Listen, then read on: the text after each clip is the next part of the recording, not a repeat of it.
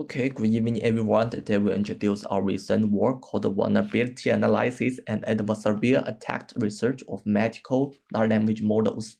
This study focuses on the impact of different forms of adversarial attacks on medical large language models. And this is our presentation content. And the part one, let me introduce the introduction part. Okay, as NLP become more and more popular, they are being applied in more and more fields. Medical language models are becoming more and more popular. They are designed to assist doctors in diagnosis, medical multimodal data analysis, and conduct drug research and development. On the left of the slide is an example of a patient describing his condition to an AI-assisted doctor. The medical large language model will provide treatment recommendations based on the patient's description. However, the security issues of big language model have been ignored because the output of large language model is based on the original training or fine-tuning data. If the training data quality is not high or attack make a small perturbation to the input data, there may be some errors or harmful results. For example, the AI-assisted doctor may suggest young patients to take aspirin, which is harmful for children. Attacks on medical large language model currently occur mainly in three stages: training, fine-tuning, and prompt testing. Next, I will introduce to you our method of conducting adversarial attacks. Our approach is to attack the model input in the prompt testing stage in order to affect the model output. The following figure shows our overall experimental framework. The model we selected for testing is Bencao, formerly known as Huatu. We selected the patient's description and some medical knowledge questions as our input, and then we designed 8 different prompt injection attacks on the input. We selected the patient's description and some medical knowledge questions as our input, and then we designed 8 different prompt injection attacks on the input. We input the contaminated data into the medical large language model and get the output. Finally, we conduct a merge index analysis on the output and the original output to get our conclusion. We designed 100 data for each attack type for testing, a total of 800 test data. Here is a sample for each type for better understanding.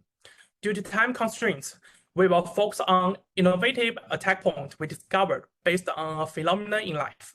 Currently, most people will over-describe or conceal part of their illness when describing their condition.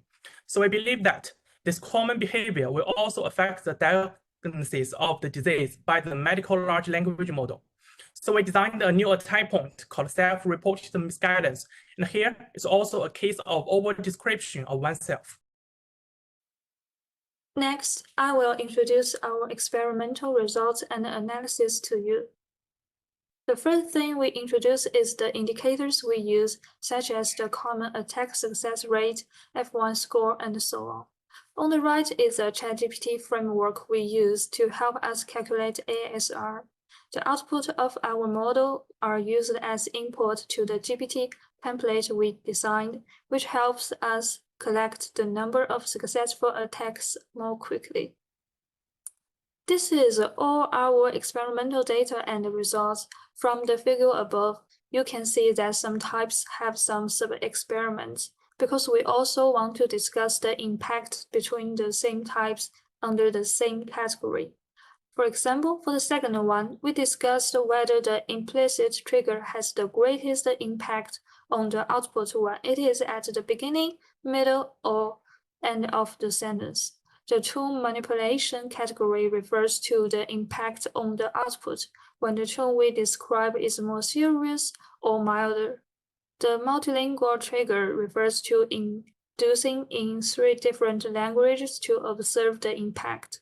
The last one refers to the impact of over-describing or concealing one's own illness on the output.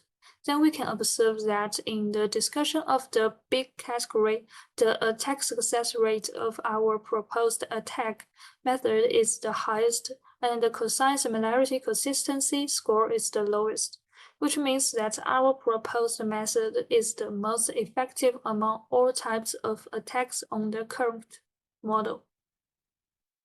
Through the above experiments, we found the following points.